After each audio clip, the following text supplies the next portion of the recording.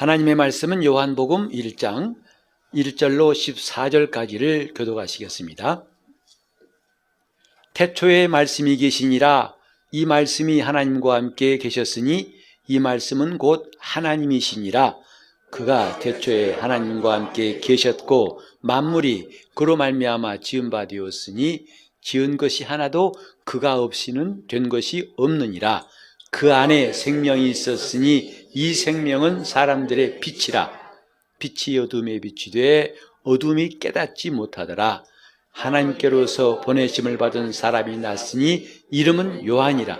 저가 증거하러 왔으니 곧 빛에 대하여 증거하고 모든 사람으로 자기를 인하여 믿게 하려 함이라. 그는 이 빛이 아니요 이 빛에 대하여 증거하러 온 자라. 참 빛 곧 세상에 와서 각 사람에게 비치는 빛이 있었나니 그가 세상에 계셨으며 세상은 그로 말미암아 지은 바 되었으되 세상이 그를 알지 못하였고 자기 땅이 오매 자기 백성이 영접지 아니하였으나 영접하는 자 곧 그 이름을 믿는 자들에게는 하나님의 자녀가 되는 권세를 주셨으니 이는 혈통으로나 육정으로나 사람의 뜻으로 나지 아니하고 오직 하나님께로서 난 자들이니라. 말씀이 육신이 되어 우리 가운데 거하시매 우리가 그 영광을 보니 아버지의 독생자의 영광이요 은혜와 진리가 충만하더라. 아멘. 우리가 예수 믿으면서 이 믿음이 얼마나 귀한 것을 날이 갈수록 깊이 깨닫습니다. 내가 정말 예수 안 믿었더라면 어찌 됐을까? 그래 찬송과 가사같이 나 처음 믿은 그 시간 귀하고 귀하다는 고백을 우리가 하게 됩니다. 우리는 믿음으로 구원을 받고 믿음으로 죄 사함을 받고 믿음으로 하나님을 아버지라 부르는 자녀가 되었고 마침내 저 하늘나라에서 영생한 것을 확실히 믿는 소망의 성도들입니다. 그런데 진짜 믿는 게 맞을까? 어떤 사람이 진짜 예수를 제대로 믿는 사람일까? 라는 그 생각하면 기준이 좀 흔들려요. 왜냐하면 우리는 예수를 믿되 극적으로 믿은 사람 보고 와, 저 사람은 확실히 구원받았겠다. 근데 그런 것이 없이 밋밋한 사람들은 구원을 받은 것 같기도 하고 아닌 것 같기도 하고 긴가민가 하고 그래서 좀 구원에 확신이 있는가? 하고 자기에게 묻기도 하고 또 다른 사람에게 묻기도 합니다. 우리가 참 알듯 하면서도 모르는 게 이 신앙의 세계예요. 잘 알 것 같으면서도 어떤 때는 또 갑자기 좀 막연해지고 그럴 때 우리에게 정말 중요한 기준을 주는 것이 성경입니다. 성경은 우리로 하여금 올바른 믿음을 갖게 하는 하나님의 말씀책이지요. 예수를 믿는 사람들, 그들이 주님 만난 간증과 고백은 너무나 다양합니다. 그리고 그 강도라든지 체험은 너무 많이 달라요. 따라서 그것은 그 사람에게 주어진 주관적인 고백, 체험, 간증이 될 수가 있다는 것을 우리는 알아야 됩니다. 다른 말로 하면 그 아무 개의 구원받은 체험과 고백이 기준이 될 수가 없다 이겁니다. 누구는 예수 믿을 때에 눈물을 펑펑 쏟고 콧물을 흘렸다 하지만 이 가운데 콧물 안 흘린 분도 많이 있을 거예요. 또 방바닥을 떼굴떼굴 굴리면서 나는 죄인입니다 가슴을 치면서 회개했다는 말 듣고서 참 속 시원했겠다. 회개는 저렇게 해야 되는 건데 하면서 뭔가 그 사람이 부러워하는 적도 있을지 몰라요. 왜? 나는 그런 적이 없기 때문에. 또 죽을 병 걸려가지고 시한부 생명을 살다가 전도를 바꿔서 예수 믿어서 병을 낳은 사람들, 그 사람은 확실히 구원받은 것 같고 나는 뭔가 밋밋한 것 같고 이런 일을 생각할 수 있습니다. 다시 말합니다만 우리는 구원받은 사람들의 여러 가지의 간증과 고백을 인정합니다. 또 존중합니다. 하지만 꼭 그렇게 해야만이 제대로 구원받은 거라고 어느 누구의 고백과 간증에 기준을 둘 수는 없다. 이걸 분명히 했으면 좋겠습니다. 그럼에도 불구하고 성경은 누구나 다 공통적으로, 객관적으로, 합리적으로 분명한 기준을 제시하고 있어요. 이것이 예수 믿는 사람, 이 사람이 예수를 만난 사람이다는 확실한 근거, 이게 성경에 나와 있더라고요. 그게 뭐냐? 성경은 예수 믿는 사람을 가리켜서 빚을 받은 사람이라고 했어요. 빚을 받은 사람. 때때로 우리는 예수님이 모습을 그린 이른바 성화라는 것을 보고 또 어떤 사람이 눈길을 가다가 그 모습 사진 찍었는데 그게 흑백으로 된 예수님의 모습이라 해서 여러분 본 적 있나요? 그 그림 한때는 유행해가지고 집마다 판넬로 해서 해놓고 야, 너 저기서 예수님 모습 보여? 그러면 보이면 구원받은 것 같고 안 보이면 구원은 아닌 것 같아서 불안해가지고 안 보이는데 보인 체 하려고 했은 적도 없죠. 여러분 있으십니까? 우리는 그런 아주 혼란스러운 기준을 좀 이제는 내려놓자 이 말이죠. 성경 왜 봅니까? 성경에 답을 말씀하고 있기 때문에 보는 거 아니겠어요? 성경은 믿는 사람을 빚을 받은 사람이라고 하고 있습니다. 그래서 오늘은 좀 이 빚에 대해서 이 얘기를 해보자 하고 합니다. 여러분도 아시는 바에 모든 생물은 살아가는데 빚이 꼭 필요하죠. 식물도 가꾸는 사람이 없지만 이 빚이 있어서 광합성 작용, 옛날에 공부했던 희미한 기억나죠? 탄소 동화 작용이라고 하고. 그래서 이제 식물이 빚을 이용해서 양분을 스스로 만들어내는 것을 광합성이라고 합니다. 신기하게도 물과 이산화탄소를 가지고서 이제 포도당하고 산소를 만들어내는 이 기능이 식물에게 있어요. 예수님께서도 들의 백합화를 봐라. 누가 가꾸지도 않고 기르지도 않지만은 그 아름다움을 솔로몬의 영광과 비교할 수 없다 하셨잖아요. 여러분 가서 백합화를 키워본 적 없잖아요. 근데 그것이 자라가지고 꽃망울이 터지고 꽃이 나오고 향기를 풍기고 그때 그 영양분은 이 빛을 통해서 얻습니다. 그래서 식물도 빛이 꼭 필요하고 동물도 사람은 물론이죠. 사람도 꼭 빛이 필요합니다. 한 가지 예를 들자면 비타민 D라고 들어보셨죠? 이 비타민 D라는 영양소가 참 중요합니다. 이 비타민 D는 사람 몸속에서 이제 콩팥하고 대장에서 칼슘을 흡수해가지고 그걸 또 흡수할 뿐만 아니라 골고루 골수에 분배를 해서 이 골격을 유지하는데 뼈를 튼튼하게 하는데 꼭 필요한 영양소라고 합니다.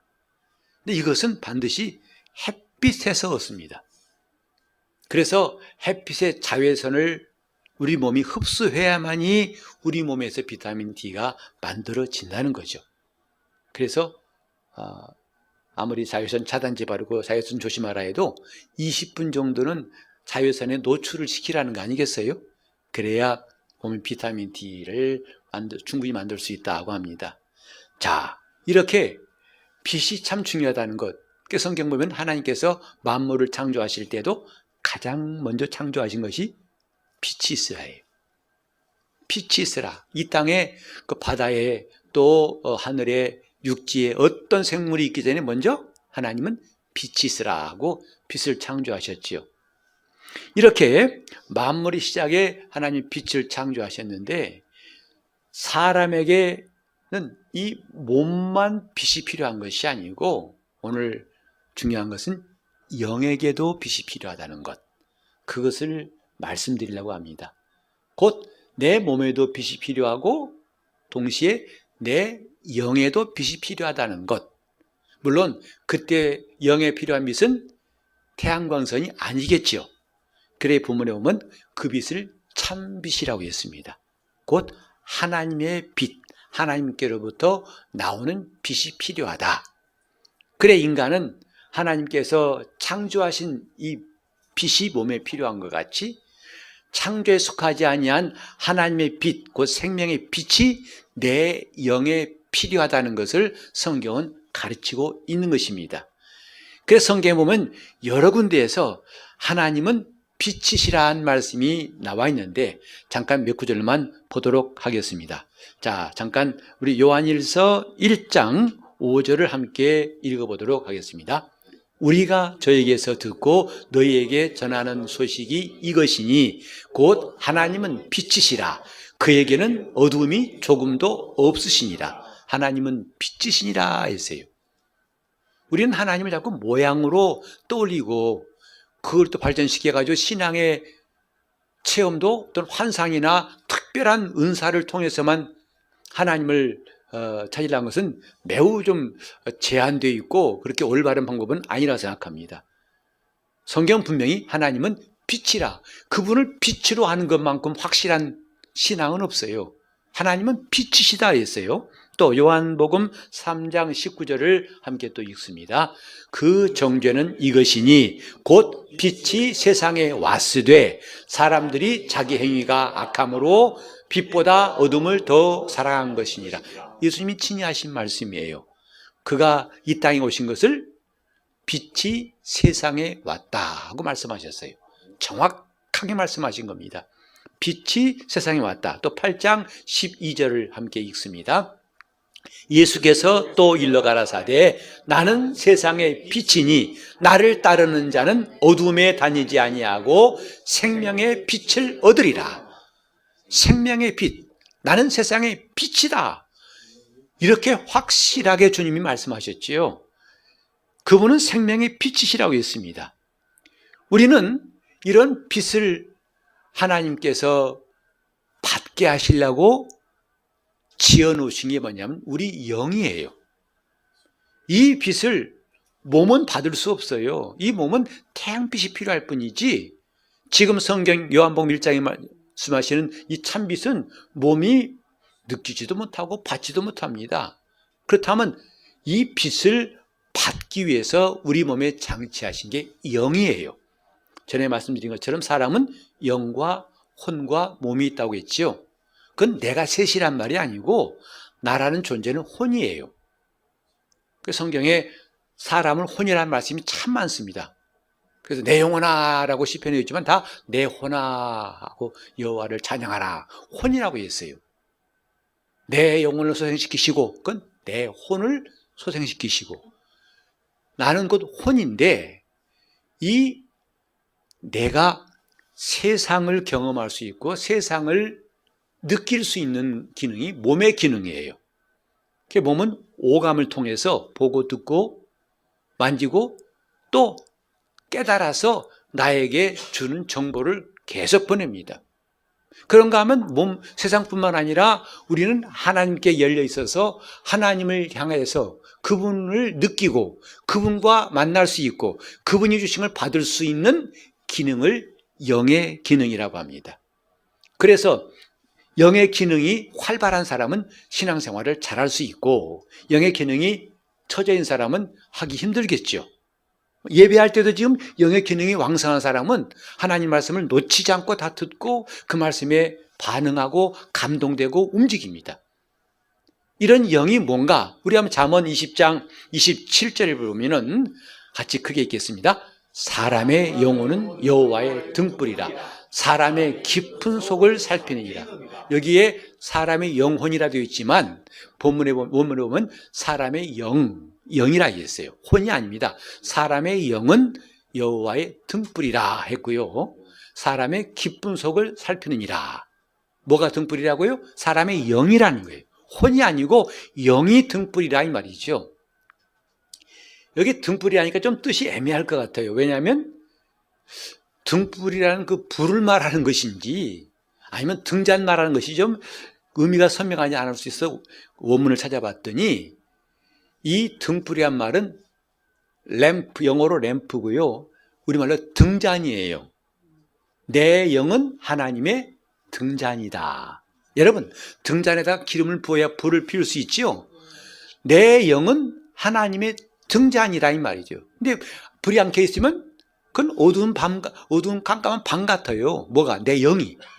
그 영이 죽었다고 하는 거예요. 지금 사람은 멀쩡하지만 영이 죽은 사람 많습니다. 심지어 교회 안에도 있어요. 영이 죽었어요. 영적인 기능을 못해요.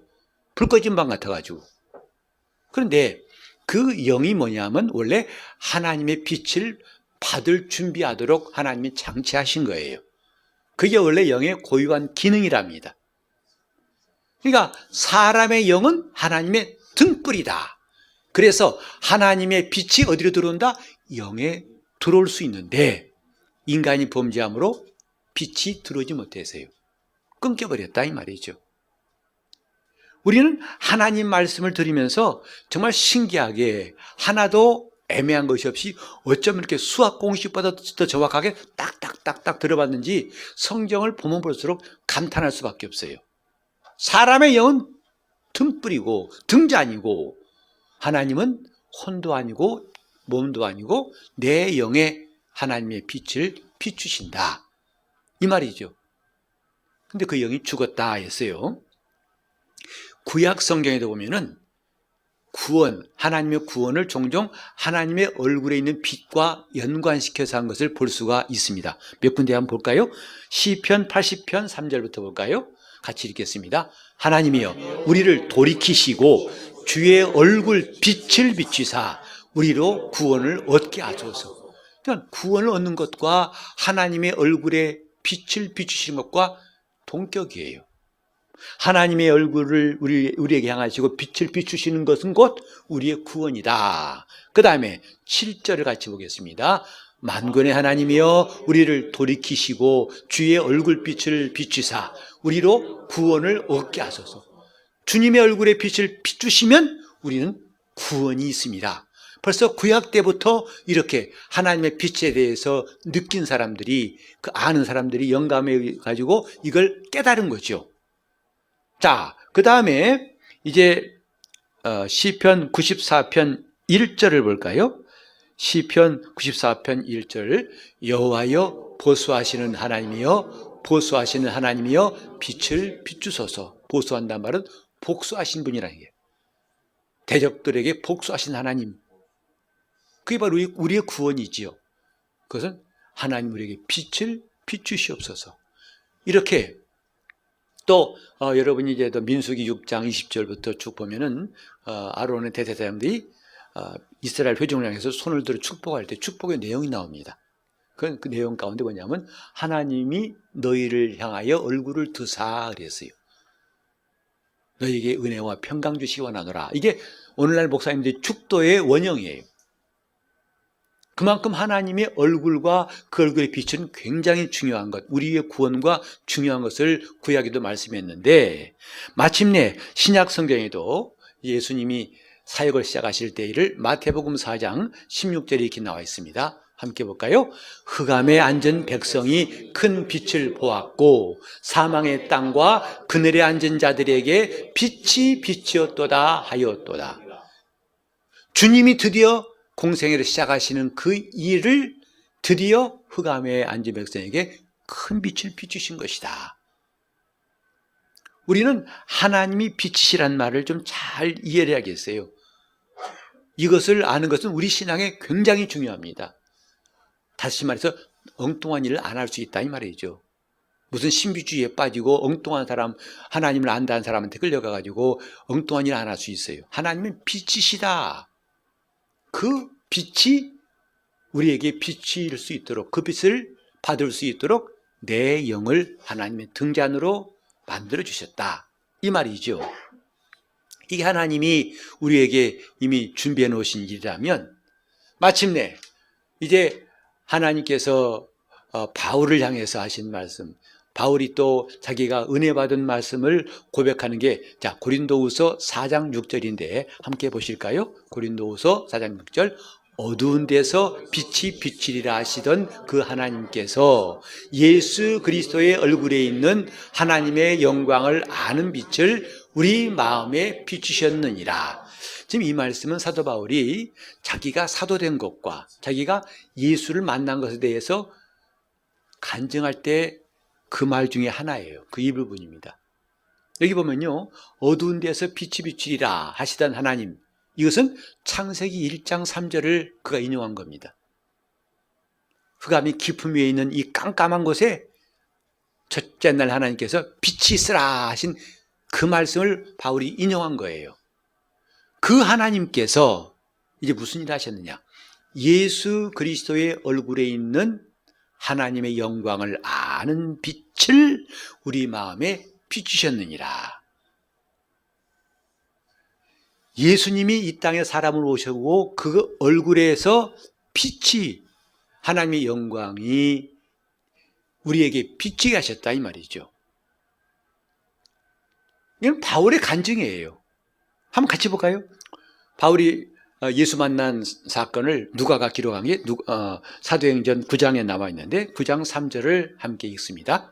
사울이 행하여 다메섹에 가까이 가더니 호련히 하늘로서 빛이 저를 둘러 비추는지라. 예수 만난 장면이에요. 바울이 안수받고 어느 집회 가가지고 또 방언을 말하고 어떤 사람에게 없어요. 환상 본 것도 없어요. 그가 예수를 만난 그 사건을 다메섹에 가다가 갑자기 하늘로부터 빛이 바울을 비추는지라. 이건 누가가 기록한 겁니다. 근데 똑같은 내용을 바울이 직접 말한 것이 사도행전 22장 6절에 나와 있죠. 같이 보겠습니다. 가는데 다메섹에 가까이 왔을 때에 오정쯤 되어 호련히 하늘로서 큰 빛이 나를 둘러 비추매. 바울이 재판석에서 공식적으로 법정에서 좀 증언한 겁니다. 갑자기 하늘로서 큰 빛이 나를 둘러 비췄습니다. 자기가 예수 만난 그 순간, 그 체험, 그 사실을 이렇게 말했다 이 말이에요. 한 번 더 나오죠. 자, 사도행전 이제 우리가 26장 13절 역시 또 아그리파 왕 앞에서 재판받을 때 한 이야기인데 시작.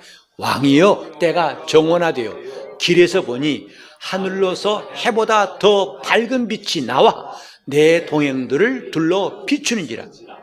이게 바울의 간증이에요.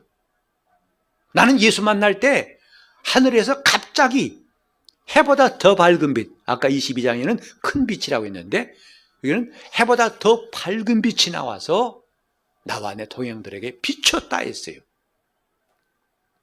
하나님께서 우리에게 임하실 때 빛으로 임하시고 성도들이 예수를, 이 요한복음 나왔지 않습니까? 영접하는 자, 그 이름 믿는 자인데 다른 말로 하면 빛을 받은 자. 어떻게 그분을 영접합니까? 주님이 내 안에 들어오신다고 하는 사람들이 주여 어떻게 하면 나는 살이 많이 쪄가지고 오시려면 힘들 텐데 어떻게 하죠? 걱정하지 마세요. 살이 쪘든 말았든 관계없습니다. 주님은 빛으로 우리 영에 임하신다는 것을 안다면 우리는 안심할 겁니다. 지금 우리는 하나님이 누구신가? 그분은 빛으로 자기를 나타내셨어요.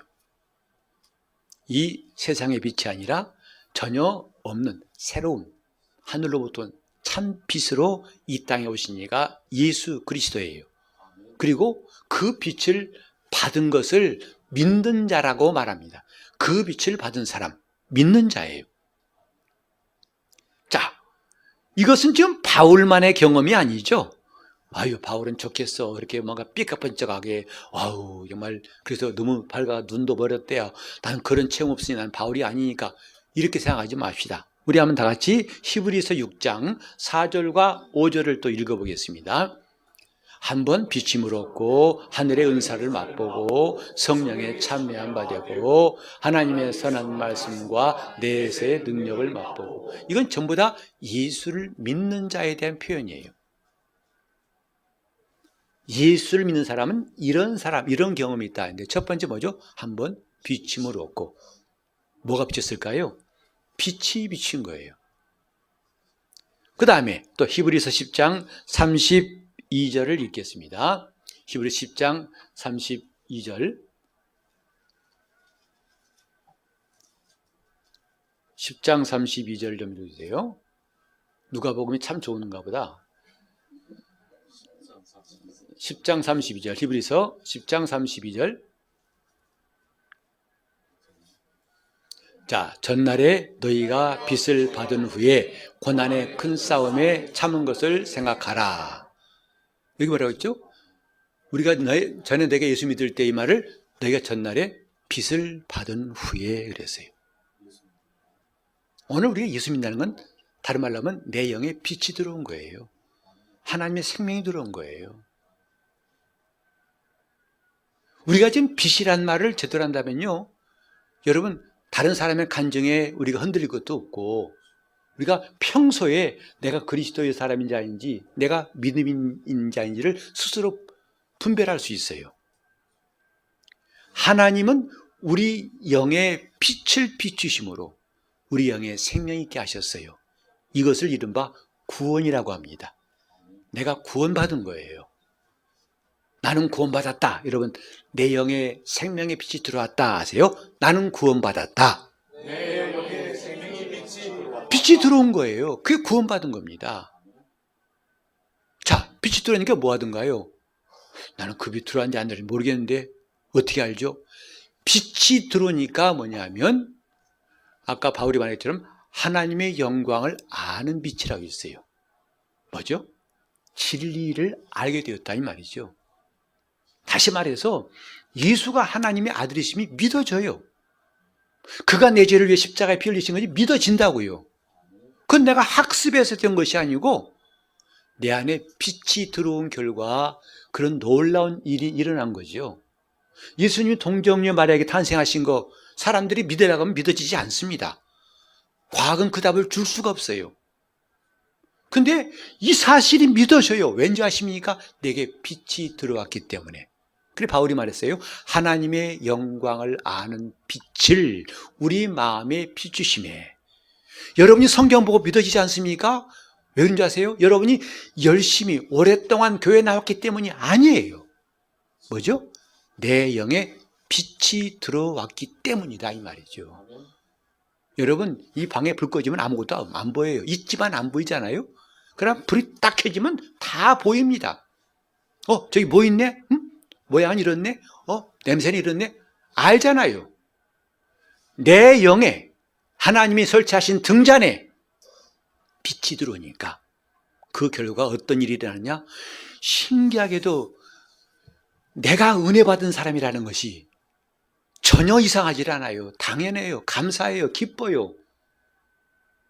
내가 죽음으로 끝나는 것이 아니라는 것이 믿어진다고요. 확신이 돼요. 나는 부활할 것, 여러분 생각해 보세요. 이 땅에 죽으면 안 무서운 사람 누가 있겠어요? 근데 신기하게도 내가 죽어도 다시 살 거라고 하신 주의 말씀이 믿어진다고요. 우리는 이런 사실이 이 사람은 너무 좀 사람이 감성적이야. 그러니까 나는 모르겠어. 아니, 당신은 지금 혼으로 믿으려니까 안 되는 것이다 이 말이죠. 예수께서 베드로를 칭찬했잖아요. 바요나 시몬아 네가 복이 있도다. 이를 내게 알게 하니는 혈육이 아니다. 하늘에 계신 내 아버지시니라.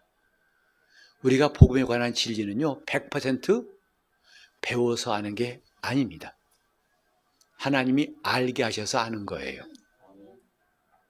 물론 그걸 위해서 우리가 근다고 알았어요 목사님 이제 성경 공부 안 할 겁니다. 왜? 하나님이 알게 할 테니까 눈 감고 기다리겠습니다. 이건 아니지요. 내가 할 것은 하라는 거예요. 성경 읽으세요. 또 성경 연구하세요. 배우세요. 또 하나님 말씀을 사모하세요. 하나님은 그런 자에게 역사하신다는 것이지 등 돌리고 앉아가지고 감나무 밑에 가가지고 감 떨어지기 기다리는 사람에는 감 안 떨어집니다. 우리는 지금 하나님이 알게 하신다는 게 얼마나 신기합니까? 나로 믿게 하신다는 게 얼마나 신기합니까? 그걸 다른 말로 하면 뭐예요? 빛이 들어왔기 때문에 그런 것이다 이 말이죠. 당신이 말씀 믿어져? 이상하다. 어떻게 이 말씀 믿어지지? 그렇죠. 내가 믿으려고 하면 죽어도 안 믿어지는 게 성경이에요. 근데 하나님 믿게 하시면 다 믿어지는 것이 또한 성경입니다. 그게 뭐냐? 빛이 들어온 것이다 이 말이죠. 내가 구원받은 게 나는 너무 확실해요. 내 안에 빛이 들어왔다는 것을 깨달으니까 너무 확실하다고요.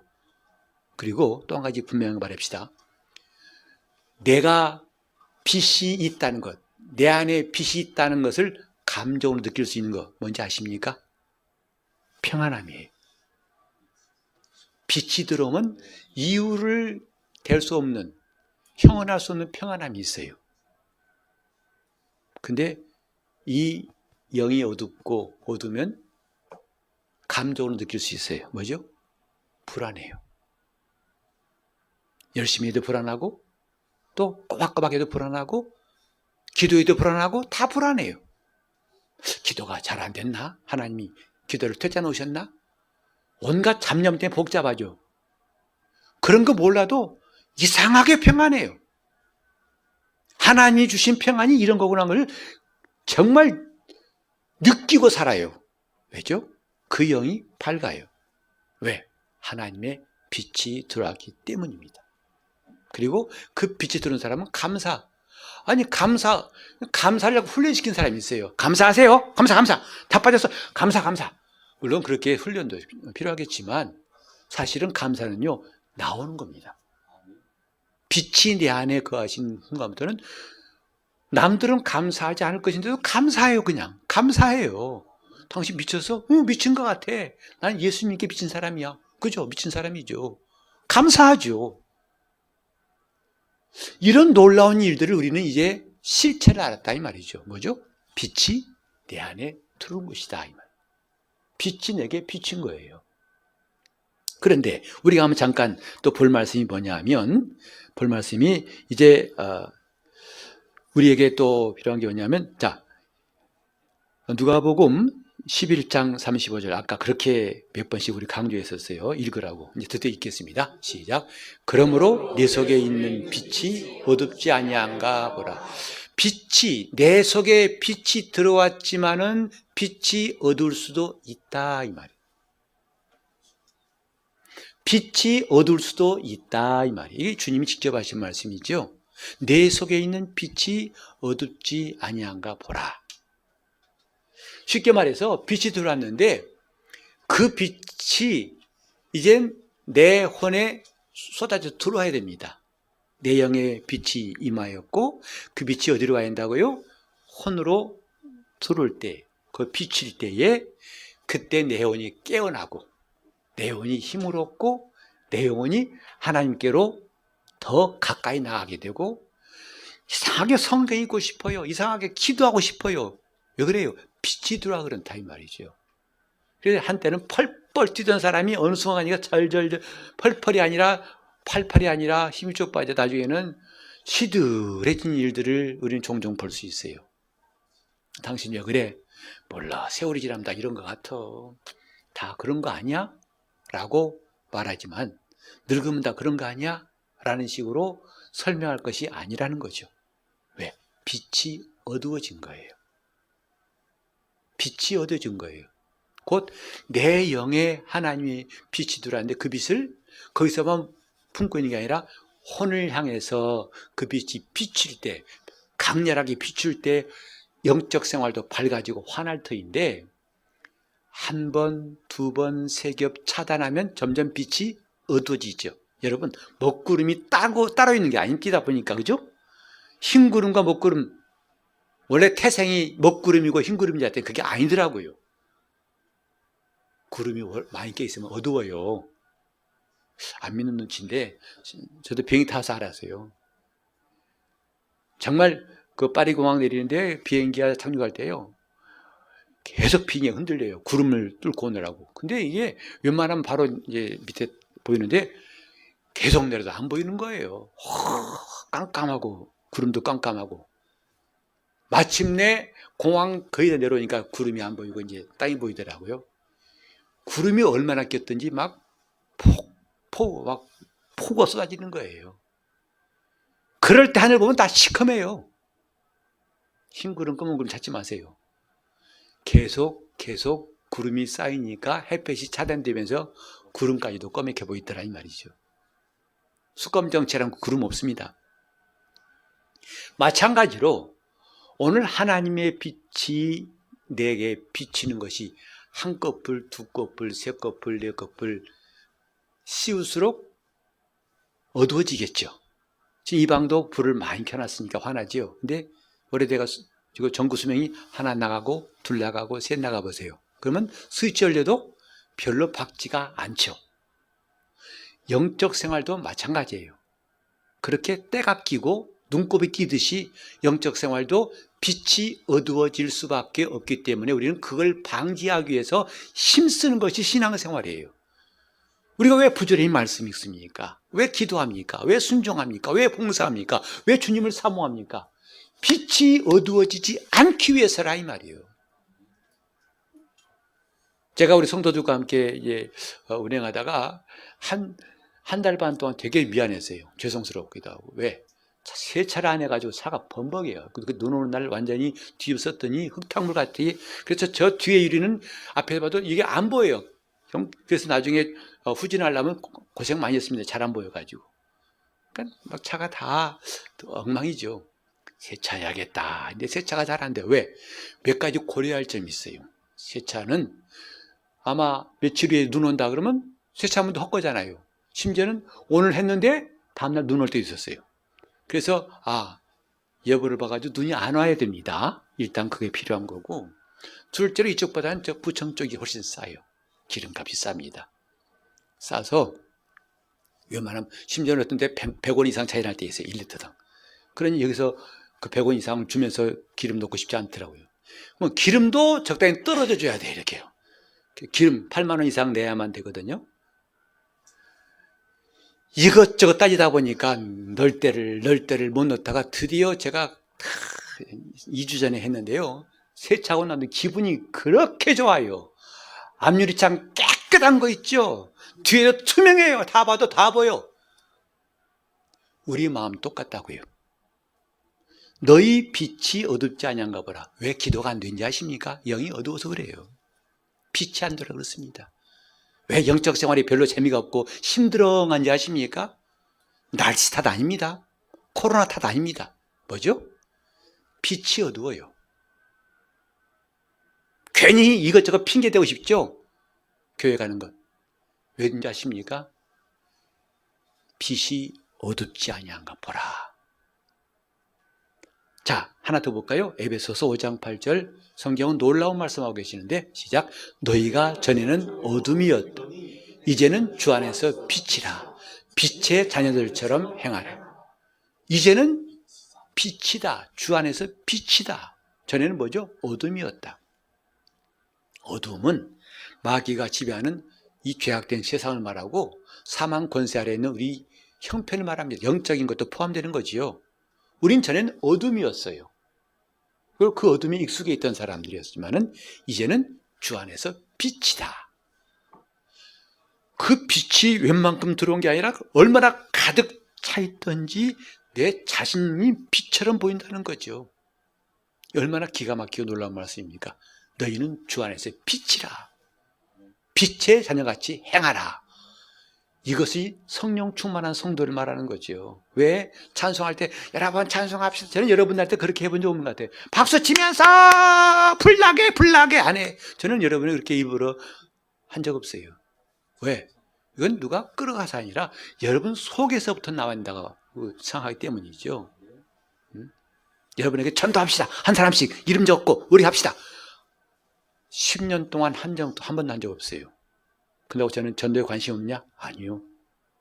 다만 그것이 밖에서 누가 끌어가니까 마지못해 하는 게 아니라 이 속에서부터 역사하기 위하여 저는 부지런히 불을 떼는 사람입니다. 부지런히 양식을 먹이고 부지런히 어느 땐가는 그 불이 막 타올라서 여기저기서 움직이는 날이 주님이 허락하실 줄 믿고 하는 것뿐이죠. 억지로는 신앙생활이 아닙니다. 여러분 신앙생활은 억지로라는 말 빼세요. 억지라는 것은 신앙생활이 아니라 종교생활이에요. 지금 오늘 우리 속에서 역사하는 힘이 있으면 억지로란 말이 필요 없다니까요. 다른 말로 하면 빛이 내 안에 가득하면 이건 문제가 없어요. 예수 믿는 게 어렵단 말이 안 나온다고요. 신앙생활이 왜 이렇게 즐거워요란 말이 나오지? 근데 즐겁지 않은데 즐거운 체 하려니까 얼마나 힘듭니까? 저는 한 주간 동안 이 말씀 묵상하면서 정말 기뻤어요. 내 안에 그 빛이 들어왔다는 게 얼마나 감사한지, 내가 빛의 자녀라는 거 얼마나 감사한지, 내게 그분의 빛을 비추시기를 사모하는 게 얼마나 즐겁던지. 여러분, 이제 우리는요 정말 신앙생활을 좀 더듬듯이 하지 말고 손에 꽉 잡은 것처럼 합시다. 알고 합시다. 아, 이거야 하고 하듯이. 그러니까 구원받은 우리 심령에는 하나님의 빛이 들어온 거고, 이젠 그 빛을 우리에게 비추게 하실 때 더 이상 한꺼풀 두꺼풀 그걸 다 싹 걷어치우고 그 빛이 혼에 가득히 비칠 때 우리는 깨어납니다. 힘이 생깁니다. 살아나고 움직이고 감사하고 충만하고 겸손해지고 기쁨이 있고, 그때 내 몸은 덩달아 건강해지고 함께 움직이는 것이다 이 말이죠. 이게 영적인 사람이에요. 오늘 이런 놀라운 역사, 그래 우리 한번 이렇게 해볼까요? 주여 내게 생명의 빛을 비추소서. 이런 내가 지금 쳐놓은 장막 하나 두 개 커튼을 다 휙 제껴버리고, 그게 그 작업이 뭐냐면 회개하고 은혜 받고 말씀 읽는 거 아니겠습니까? 기도하는 거 아니겠습니까? 다른 방법 없더라고요. 그저 말씀을 삼가고, 저도 작년 동안 여러 번 말씀 읽으니까 나도 모르게 하나님 앞에서 내 자세가 바뀌더라 이 말이죠. 말씀 읽고 기도하니까 자꾸 달라지고, 커튼 하나 제치고 두 개 제치고 다 제치니까 빛이 들어오더라 이 말이죠. 시간 기도하실 때 주님, 내 심령에 하나님의 빛이, 생명의 빛이 충만히 비춰달라고 통성으로 기도하시겠습니다. 하나님 아버지, 우리가 신앙생활 눈 뜬 것처럼 알고 알 수 있게 도와주시옵시고, 이제 그 말씀을 붙잡고 더 이상 방황하지 않고 여기저기 기웃거리지 않고 바른 길 갈 수 있도록 빛 가운데로 걸어가게 도와주시옵소서.